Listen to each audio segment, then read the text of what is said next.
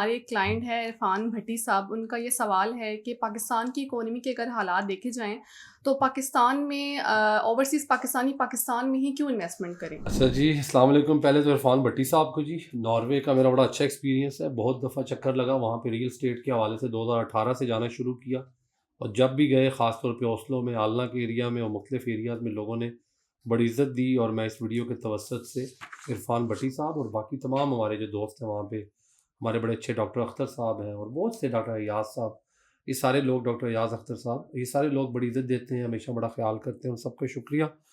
اور جہاں تک سوال ہے، دیکھیں میرے بھائی، ناروے کی اکانومی کے ساتھ تو پاکستان کی اکانومی کا کمپیریزن نہیں ہوگا.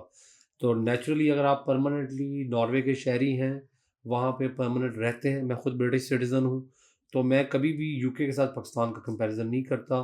وہ کسی بھی معاملے میں ہو، صحت میں ہو، اکانومی میں ہو، تعلیم میں ہو. تو پاکستان کو سب سے پہلی بات تو یہ اپنا ملک سمجھ کے اگر آپ انویسٹ کر رہے ہیں اور آپ کی ایک روٹس ہیں یہاں پر، وہ قائم رہیں، آپ کے بچوں کی روٹس یہاں پہ قائم رہیں، آپ کا اس ملک میں آنے جانے کا بہانہ لگا رہے، آپ کی طرف سے اس ملک کے لیے ایک چندہ، یعنی کہ آپ بجائے اس کے کہ اس ملک کو 120 یورو جو ہیں وہ امداد بھیجیں، آپ انویسٹمنٹ کی شکل میں اس ملک کو ہیلپ کر سکتے ہیں.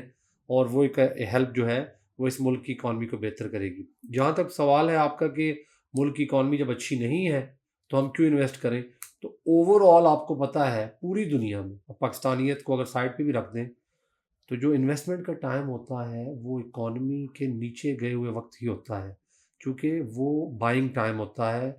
جو انویسٹر، پینک انویسٹر جسے ہم کہتے ہیں، وہ بیچ رہا ہوتا ہے چیزوں کو، اور چیزیں بہت سستے میں بھی مل رہی ہوتی ہیں. Second point. Third point is کہ اکانومی نے دوبارہ سے، آپ نے دیکھا ہوگا، اگر میں آپ کو کیمرہ پہ دکھا سکوں، کہ ہمیشہ سے آپ نے دیکھا ہوگا کہ ایک ڈپ آتا ہے، ٹھیک ہے، ایک وقت ہوتا ہے کہ ریل اسٹیٹ کی مارکیٹ نیچے جاتی ہے، پھر واپس یہ اوپر جاتی ہے، پھر نیچے جاتی ہے، پھر، اور یہ پوری دنیا میں ایسے ہی ہے. تو اس وقت جو ہے وہ ڈپ آیا ہوا ہے، ہم مانتے ہیں اس بات کو، لیکن بہت جلد یہ حالات بہتر ہو جانے ہیں. ہم نے پہلے بھی دیکھا تھا 2018 کے بعد 19-20 میں، حالانکہ دنیا میں کووڈ نے جو ہے بڑی تباہی مچائی، پاکستان میں ریل اسٹیٹ نے بوم کیا. تو پاکستان کی اکانومی کے انڈیکیٹرز جو ہیں وہ سارے بہتری کی طرف ہیں اس وقت. آپ دیکھیں انفلیشن ریٹ بہت زیادہ کم ہوا ہے، آپ دیکھیں انٹرسٹ ریٹ بہت زیادہ کم ہوا ہے، کوئی 20-22 سے کوئی 10-12 پہ آ گیا ہے آپ کا انٹرسٹ ریٹ. جو انفلیشن تھا وہ 40% کے قریب تھا، وہ 5-6-7 پہ آ گیا ہے. اس سے بھی گورنمنٹ کم کا دعویٰ کر رہی ہے.